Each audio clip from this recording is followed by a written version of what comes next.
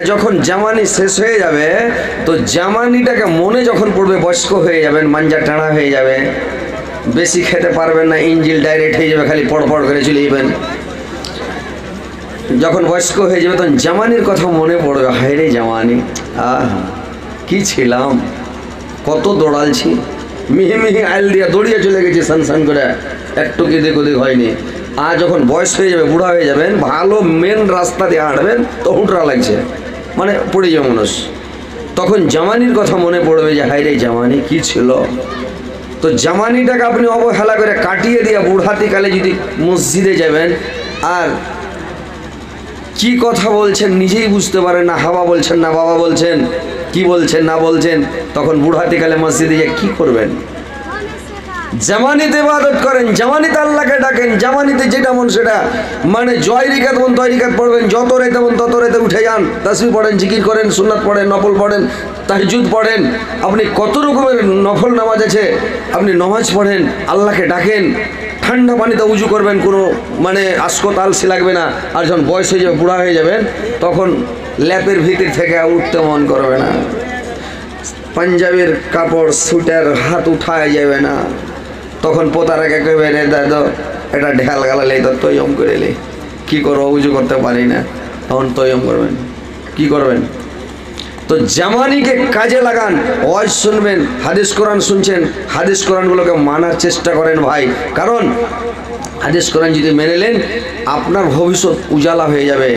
আর না হলে মরার পরে পস্তাবেন, কিয়ামতের দিন পস্তাবেন, খালি আফসোস করবে মানুষ, আর নিজের আঙুলগুলাকে চাবাবে, নিজের হাত চাবাবে, কামড়াবে আর ছিঁড়বে আর খাবে, কবজি পর্যন্ত দু হাতের নিজের হাত নিজেই চাবিয়ে খেয়ে নেবে চিড়ে। এটা হযরত আলীর কথা নয়, কোরআন খুলেন দেখেন, আল্লাহ কোরআনের মধ্যে বলছেন ওয়া ইয়াউমা ইয়াযুজ জালিমু আলা ইয়াদাইহি ইয়াকুলু লাইতানি তাখাইতু মা'আর রাসূলি সাবিল। সেদিন মানুষ আফসোস করবে আর নিজের আঙুল চাবাবে, নিজের হাত কামড়াবে, আর আফসোস করবে আর বলবে আল্লাহ কেন আমি গুন্ডা পান্ডার সাথে চলেছিলাম, কেন আমি ভালো লোকের পথ অনুকরণ করিনি, কেন নবীর কথা শুনিনি, রাসূলের কথা মানিনি, কেন আলেম উলামার কথা শুনিনি, কেন জালসা জুলুস শুনে হাদিস কোরআন মেনে চলিনি, সেদিন আফসোস করবেন। তো কথা হচ্ছে ভাই, মরার কালে মরবেন যখন থেকে আজরাইল হাত দিয়ে দিবে তখন থেকে আফসোস শুরু, আফসোস করতে করতেই চলে যাবেন।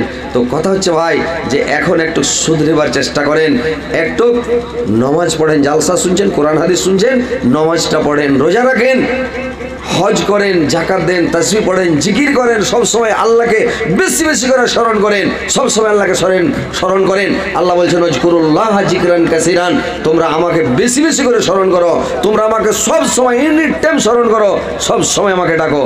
কিন্তু আল্লাহকে ডাকছেন না, সব সময় মানুষ দুনিয়ার লোভ লালসা রং চং পৃথিবীর লোভে লালসাতে মেতে আছে, পৃথিবী নিয়ে সব ব্যস্ত আছে।